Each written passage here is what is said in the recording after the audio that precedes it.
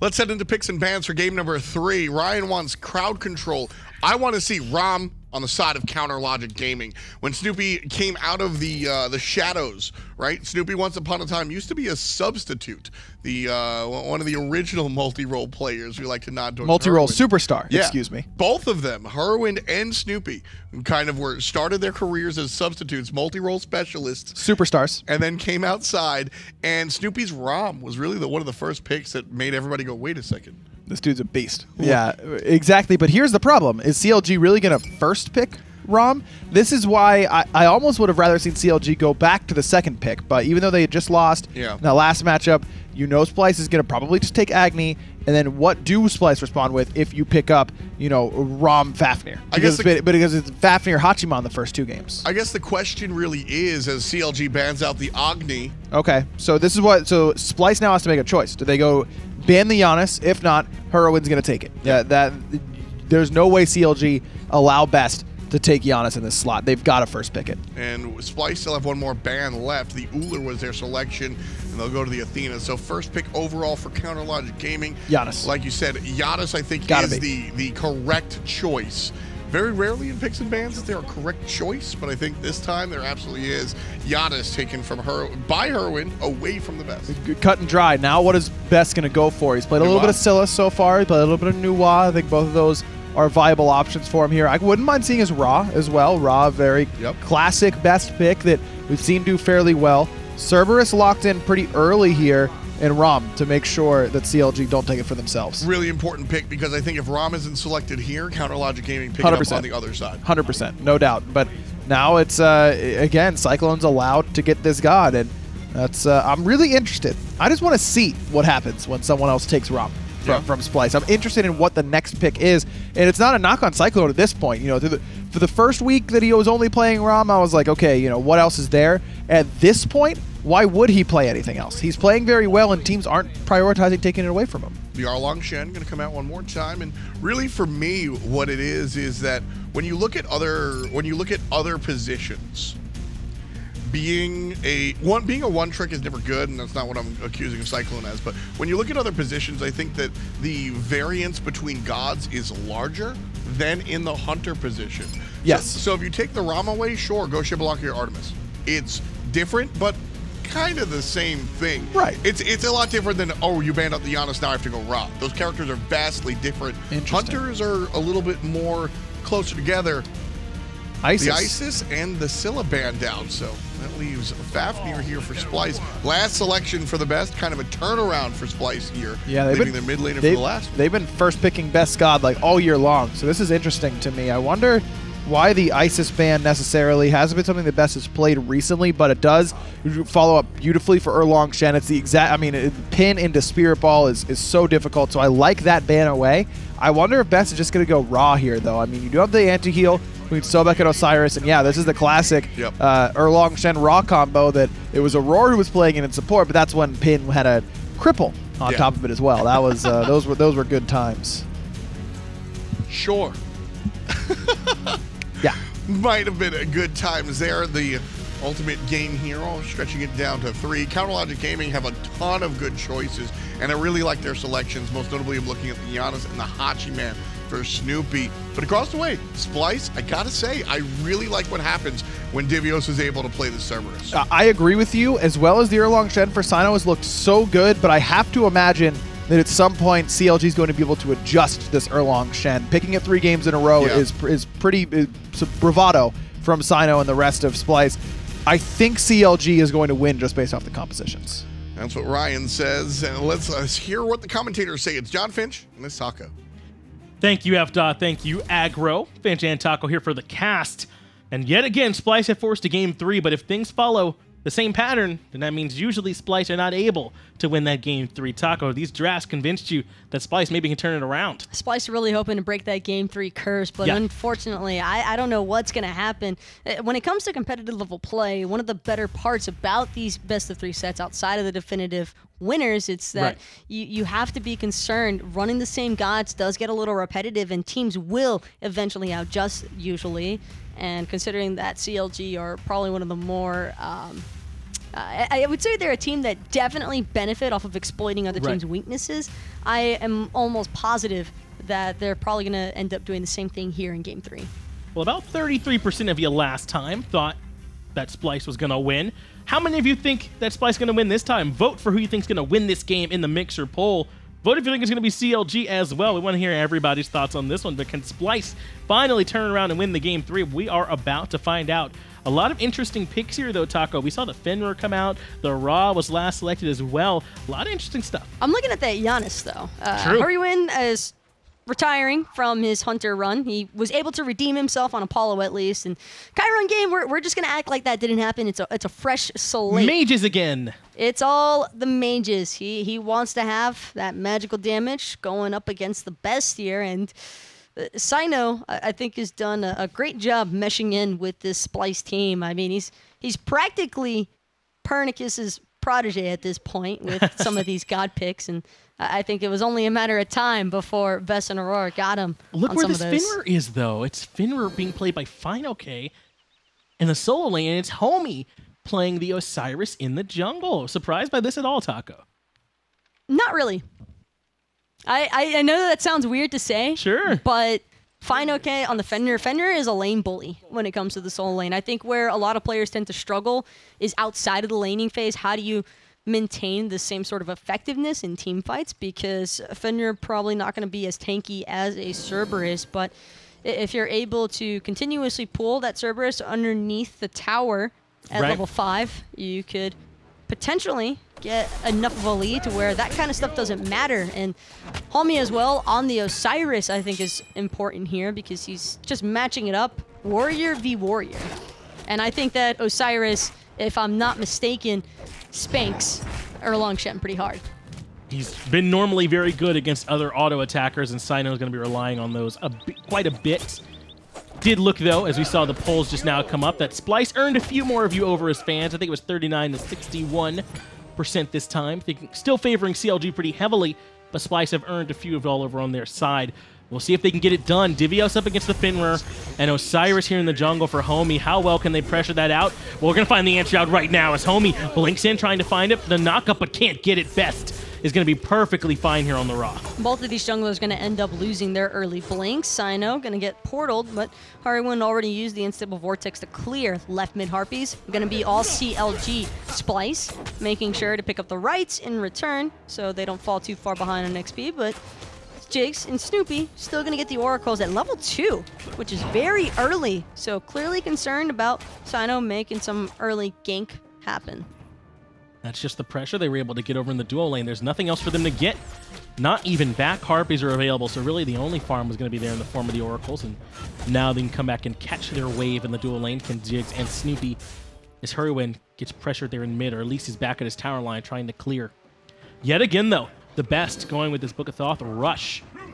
Choosing not to go with the Mage's Blessing, not with the Warlock Staff, some of those traditional ones that we see, and instead trying to get that stacking happening as soon as possible, as Cyno is rotating in on the backside there in the mid lane. Looks like he wasn't able to find too much, so instead he'll just group up with TheBest. And just look at fineokay, making sure to keep those runes stacked up. Speaking of which, CycloneSpin loses the beast to avoid the stun from Snoopy. Jigz, though, could be in a lot of trouble here. Auto attacks won't connect, though, for Cyclone. Pretty sure he just ran out of astral arrows as well. Jigz going to be able to survive, despite it being him that initially was looking to try and get things started. Now he'll come right back and sustain up off the wave, as Sobeks love to do. Staying kind of the name of the game for Sobeks. Hammer lands. Aror continuing to be accurate on this Fafnir pick, and out clearing yet again our Splyce. Meanwhile, in solo, fineokay still reaping the benefits of Fenrir's early game potential. And Homiefe as well, looking for Cyno inside of his own jungle. Could potentially end up finding him. Slow will be applied. But that's just going to open up the doorway for this blue buff here. And Divios still managing to sneak that one away with a nicely timed paralyzing spit. Divios laughing even right at this moment. You can almost hear it, even here at the studio, as he returns back to his lane and defends. But as you pointed out early on, Taco, Osiris, at least in the 1v1 with Erlang Shen, still kind of bullying a little bit. And this is just one of those classical solo lane matchups, I think.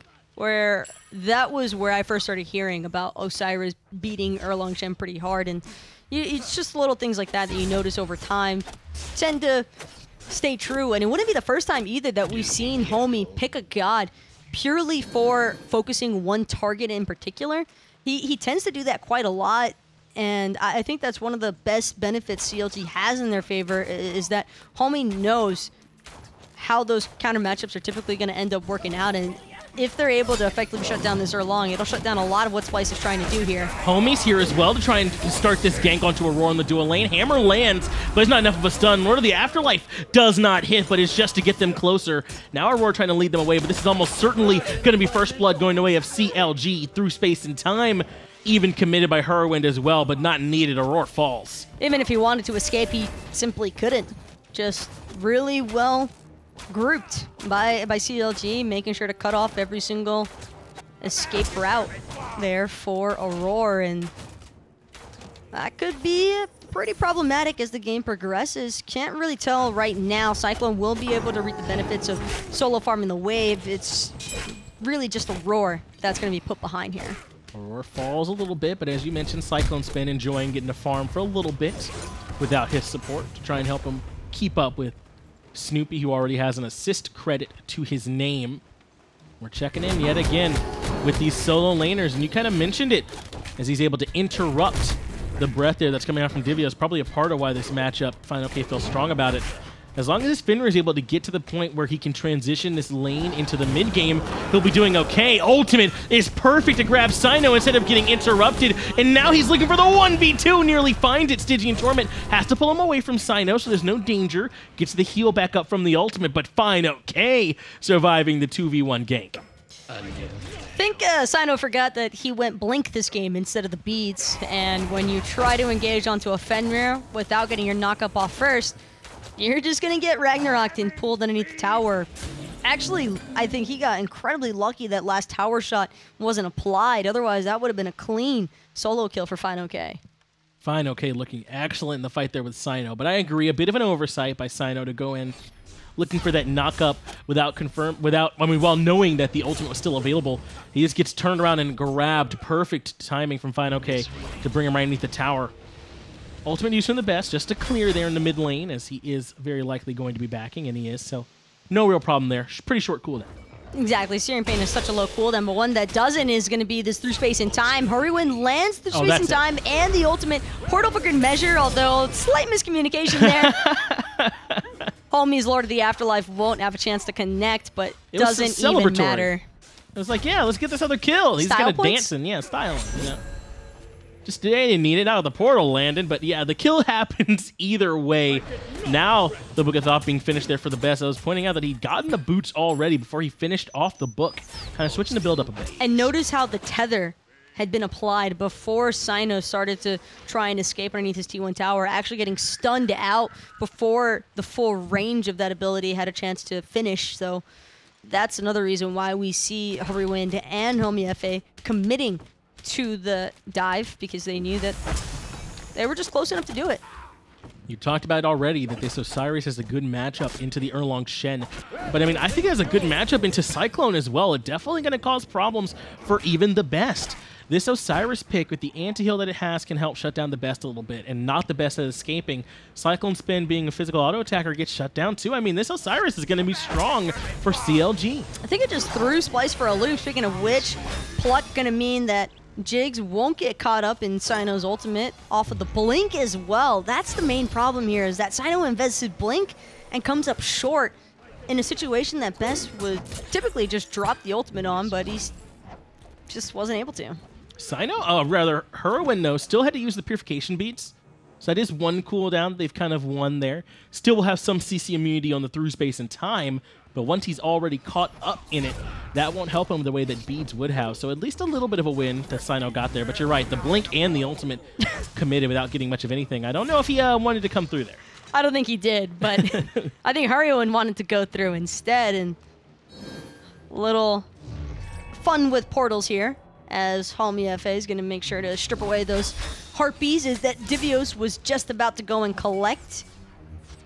And first it was the speed buff, now it's the heartbeat control. Homiefe keeping track of Splyce's jungle very efficiently. Homie has been stripping that away from them all game long and looks to continue to do so. But while we have another moment here, I mean, again, can we talk about some of the differences here? It looks like neither one of these mages want to go for that Warlock staff start. What's this Book of Thoth doing for Best that he likes so much? I would have to assume this is a pure damage factor here. He's got to be the one to follow up off of Cyno's setup every single time. And I think that the Book of Thoth is a great damage source for that. As far as Hurriwind is concerned, I think he's going for the second item, Chronos Pendant. Which makes sense. That's what Janus wants, baby. Some cooldown.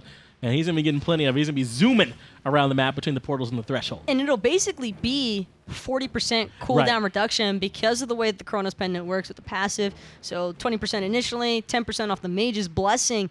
Going to be hard to try and trap the Janus with or without beats. He's still just going to be slippery as hell.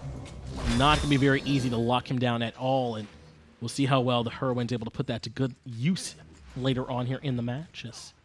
Best just comes in and clears up the wave, but we talked about some of these different starts for him. Going to be relying on his damage, looking for the taunt, not able to pull Homie in as he uses the Lord of the Afterlife to get away. Remember, Homie doesn't have beads, so he just timed the ultimate perfectly. Something interesting here, though, to note is normally when you see a blink taunt off of the Erlang, there's typically a Searing Pain following, but Best has not ulted a single time to help follow through. Speaking of which, Hurriwind now trying to come in onto Cyno as Jigz is going to make sure to pluck him forward, but it's all about Snoopy, and Snoopy might not be in a spot that he wants to be, so he's going to make use of those portals to get back into the mid lane, combine up with the rest of his team.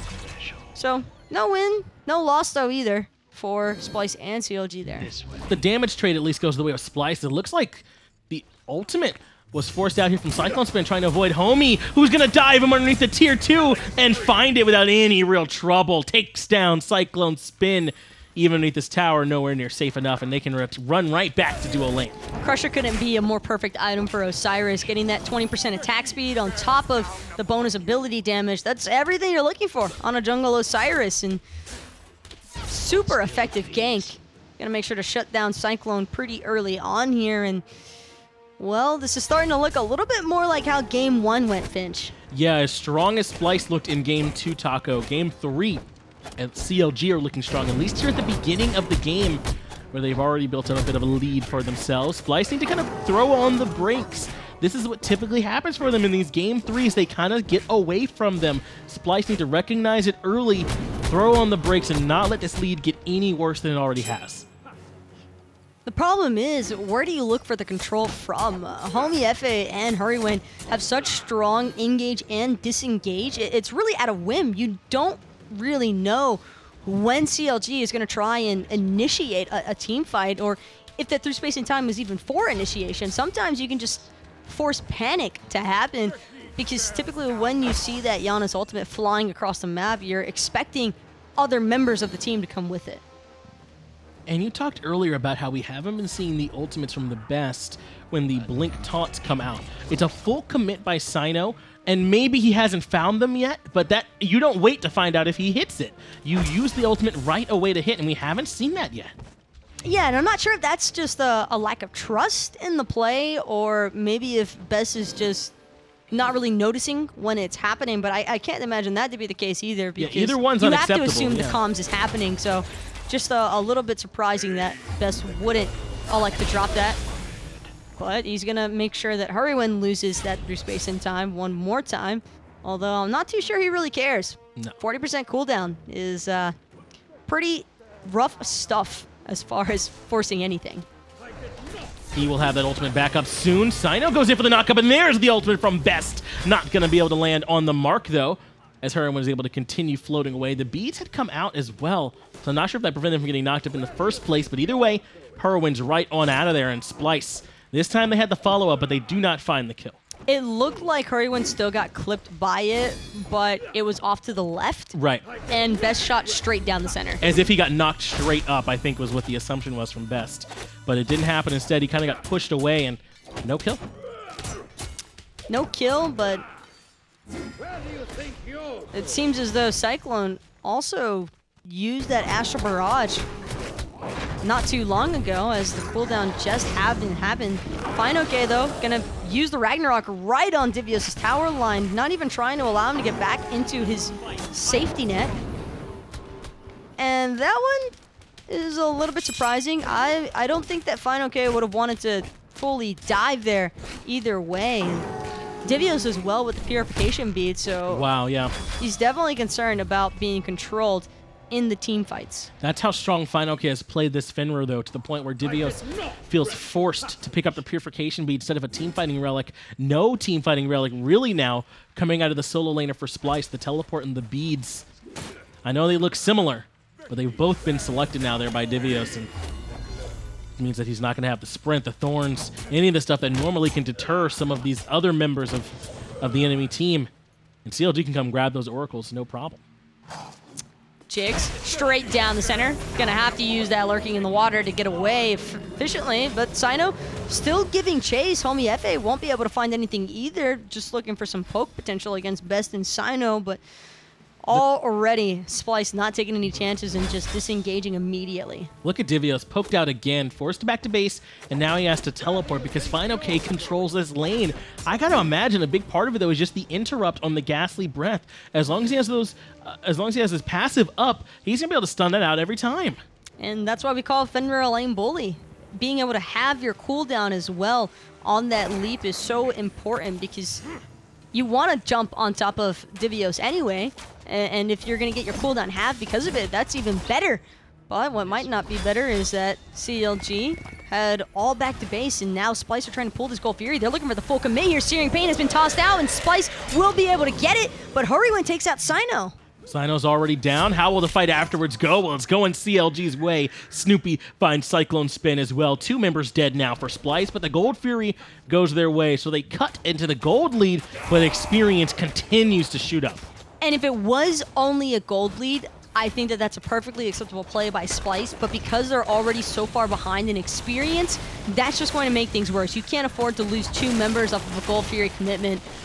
At CLG showing up, once you see Snoopy on the mounted archery, I think Splyce should have just hard engaged. They should have just leashed it. Even if it meant CLG getting it, you're not going to typically be able to fight into them with that kind of an experience difference anyway.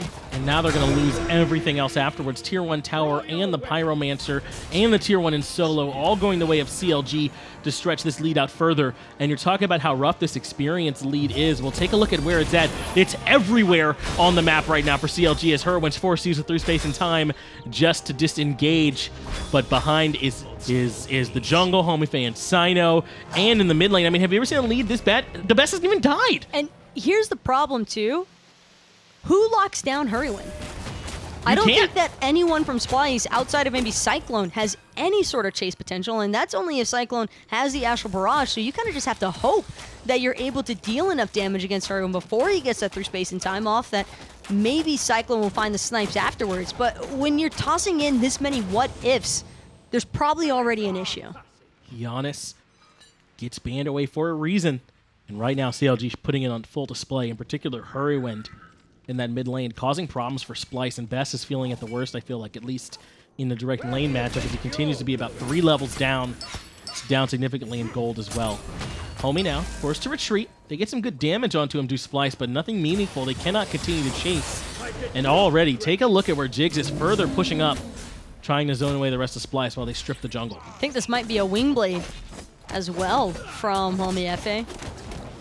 Could possibly even be the cursed relic, but it's all up in the air for now. They're just going to wait.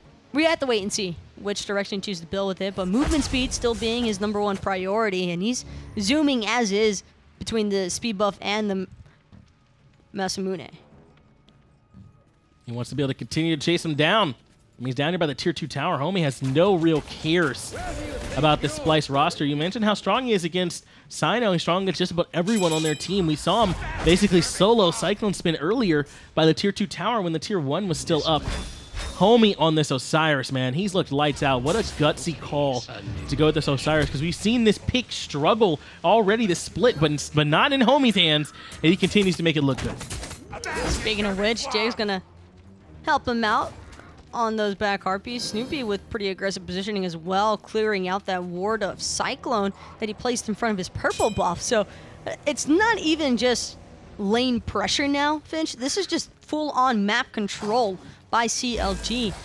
Getting the mid tower off of the picks from Gold Fury, I think is the main reason why CLG have this much control, because mid lane is no longer a safety route for Splyce. If Best wants to try and run away, he's got to go all the way back to his T2 tower or hope that his team are close by enough to provide necessary peel, and it's just so difficult to escape knowing that there's a Janus.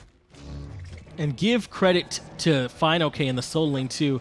How much better would Splyce look if Divios had been able to make some rotations by this point in the game? But there's just no way. I mean, fineokay has been locking him down in the solo lane. And which one of these teams are going to be better off without the solo laner rotating in for a little while? I got to think it's CLG. And the more that I reflect on it for Splyce in the past, I think that this is probably the same thing that's happened to them every single time. Their draft is effective for the first, like, 2 games. First game maybe doesn't go so well. Second game, they're able to pop off. But then game 3, it's competitive level play. You're bound to be figured out by them, which is why so many teams tend to actually shift around their pressure points in their compositions. But Splyce, to me, feels like a team where if they have success with something, they just run it over and over again until it loses.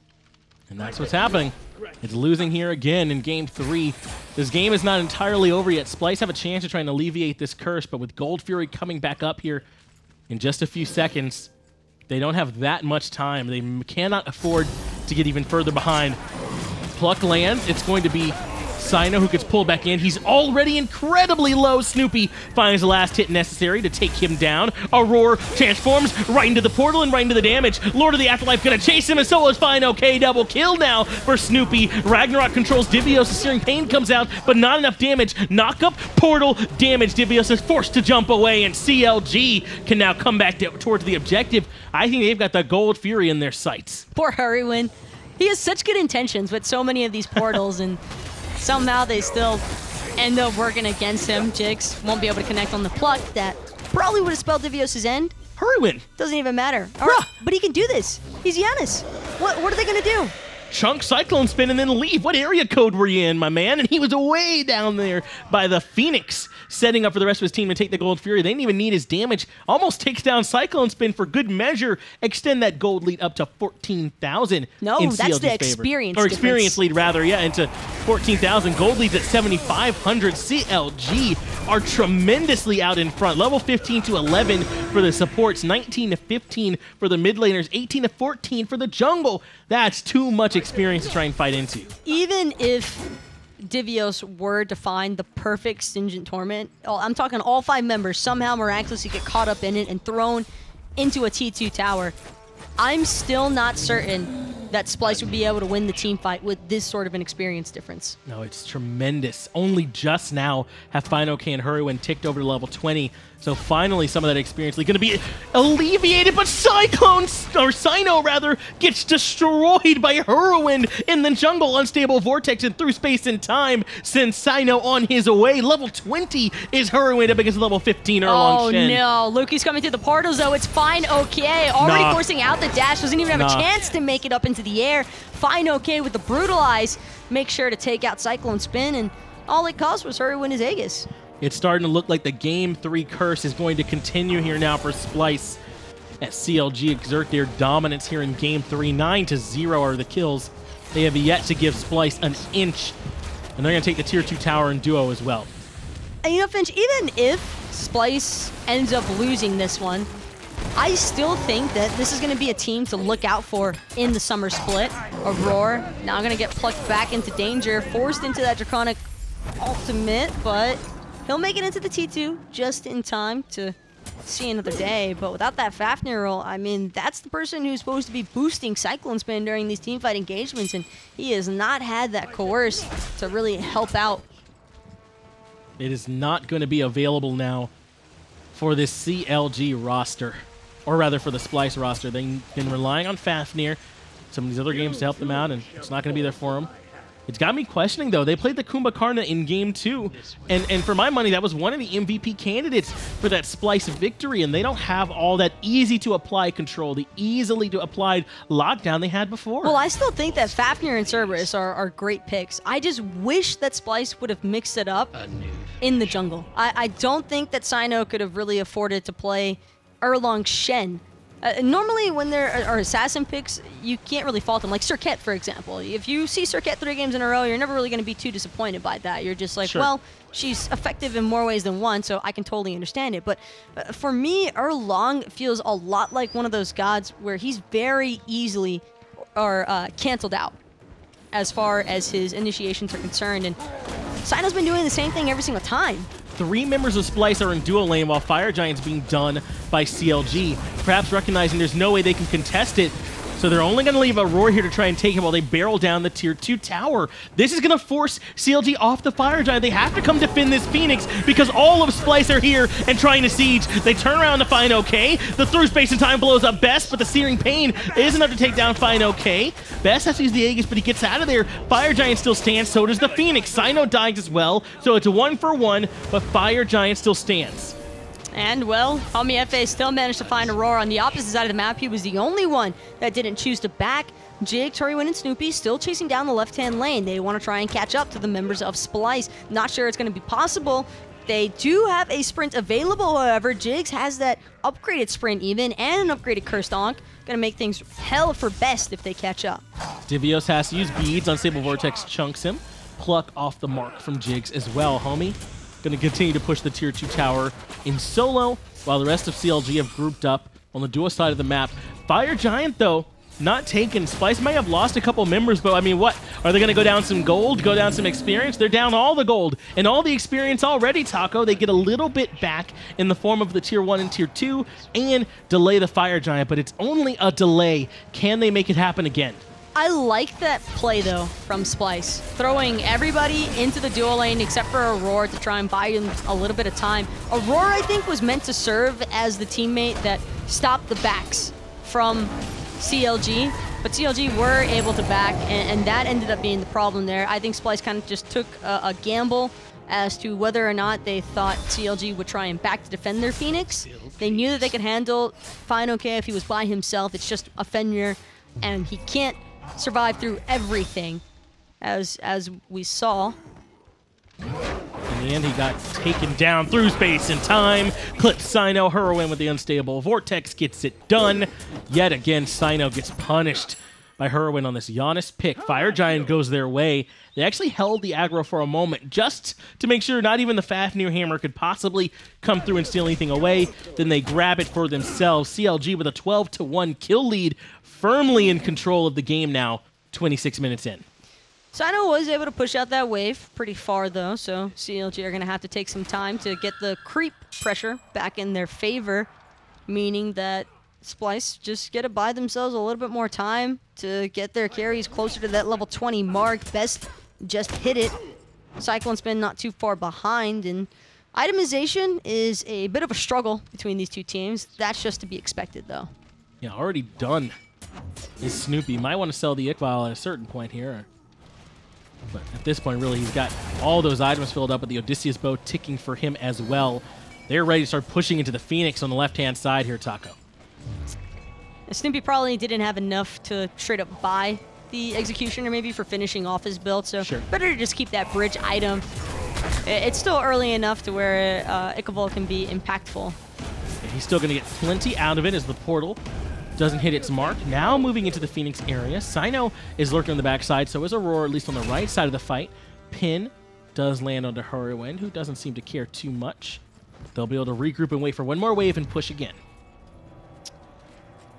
It's all just about the waiting game. Hurriwind throwing out the threatening portals. Homiefe decides to take it. Now he's going to dive straight into the backside. So is fineokay. Cursed Onk has been dropped. So is Ascension Torment. And so far it's going to be TheBest who ends up dying first. Rampage now for Hurriwind as he takes down yet another kill. Homiefe falls as well. CycloneSpin is the one that ends up getting taken down by Homiefe, who is certainly still standing. Phoenix on the left-hand side is done. Titan now under siege. CLG are moving into the Titan room as Hurriwind takes down Aror as well. As dominant as Splyce looked in game 2, it's all CLG, and it's all Hurriwind. 7-0-6 on the Janus. Splyce go down. The game 3 curse continues, and CLG still have a hope of making the land. And this all just brings me back to our original point, Finch. I think that CLG kind of just figured Splyce out after Sure. game 2. It seemed as though they were playing that one out mostly to see where the strengths and weaknesses really lied inside of Splyce's draft. And once they had them figured out, well, they clearly had their number in game 3. It ended up taking them down. They did it in a rather dominant fashion. And so now I got to ask you, who do you think is the MVP, Chad, of that game? Seems to me like Hurriwind, though, might be a front runner for you, though. I think you could certainly make a case for fineokay locking down Divios the way he did. I think that Hurriwind really stuck out for me in this one. He had some great portals, although a couple of them maybe not so much if you're on his team. But messing around with Hurriwind is, I think, just a part of the job. Just got to learn to deal with it, I guess. It's when you get excellent play like that, it's not too big of a problem. But as you're going to do, at least here for the casters, let's go ahead and get over to F. and Aggro to break it down. Thanks a lot, folks. Fantastic games here. Continuing what we're used to. Splyce brings us to a game number 3. And unfortunately, continuing what we're used to, cannot seem to find the win. Counterlogic Gaming, land dream still intact. Yeah, they've still got a really important set against Trifecta on Friday, and then they're going to, if they win that one, then they'll need Trifecta to lose their game against Space Station in order to end up going themselves. But look, this Counterlogic team, I completely agree with what Taco said. Game 2, it's all Splyce, but it really felt like CLG just said, okay, you just can't, make sure you don't do the same thing 3 times in a row. Yep. Splyce does the same thing 3 times in a row, and CLG, it punishes them heavily for it. Yeah, I mean, Splyce presented everybody with a puzzle cube, and, you know, 3rd time's the charm. You're able to figure it out. Unfortunately for them and their fans, Splyce wind up a little bit short, but Hurriwind is going to be your MVP. Great stuff out of the mid lane, Janus. Really nice to see him get the MVP for both of his team's wins. The Apollo in game 1 and turn it up here on the Janus in game number 3. Not a surprise, I think, because Hurriwind's Janus is just that good. It really is, and it's kind of been best that it's been the first pick Janus a lot of the time for Splyce, and that's why as soon as CLG was in that first pick slot, I thought their bans were perfect here. Terra, Agni, make sure that Janus is on the table. He forces Splyce's hand a little bit on exactly what they're going to have to ban away, and they end up leaving open this Janus for Hurriwind, which clearly is not necessarily the call. Yeah, not at all. I mean, some of those shotgun shots are sure whatever, but the long-range ultimate and being able to find the unstable vortex while you're moving, they're moving, and in traffic is really difficult. Plus, don't forget those portals to troll your teammates at the exact same time. Big place. Got to make sure you do that all the time as well. You joke a little bit, but comfort is key. And when I see players having fun on the field, usually winds up on the winning team. True. So Counterlogic Gaming still in contention for the LAN, but they do have to wait on a couple of other teams to really let everything settle. As I said, still in contention for the LAN, so they're going to go ahead and be in the 4th place, but they're tied really for 3rd up there with E United. But remember that plus minus that you see on the right is what the tiebreaker is. That's actually before the head-to-head. So E United is still in a pretty decent spot, but they've got a really difficult set up against Space Station on Friday. So that it's going to be an incredible Friday. This is going to be so much fun to watch. Every team is within land contention. Every team has a lot on the line. It's going to be, I can't wait for it. Friday, absolutely. It's the last day of the split. Certainly something you want to take a look at. Trifecta CLG, United Space Station Gaming, Space Station versus Trifecta. All 3 of those matches have LAN implications. That, of course, is 2 days from now. Tomorrow, we'll travel, well, nowhere. We're broadcasting from the same place. But we'll talk about and watch the European teams, Dig Mouse, rival Obey, and then Obey taking on Dig. And every single one of those European matches has LAN implications as well. Rival, everyone kind of feels like they secured their spot after their win over Energy yesterday, but they still need to take care of business tomorrow. Dignitas needs to find the 2-0 if they want to guarantee their ticket, and Mouse and Obey have looked better as of late. These next 2 days worth of SPL, man, you can't draw it up any better than this. This is what we signed up for, right? Yep, exactly. I mean, games like this are why we stop playing God of War and come in here, right? Literally what I said to you earlier today. The only reason I'm here is because the games are excellent, and they're going to be all week. So God of War is going to have to wait a little bit longer. Fantastic stuff coming out from everybody here. The teams played well. I mean, Splyce bringing us to a game 3 was really fun. If I had to ask you to pick out your favorite moment, probably whenever I made you lose your mind on broadcast because I suggested a Nemesis skin where she pantses you when she uses the ult. Thank you for joining us. Tomorrow begins our 3 set days For myself, my co-commentator, and everybody else here at hi-rez, sincerely, thank you for joining us, and we'll catch you tomorrow.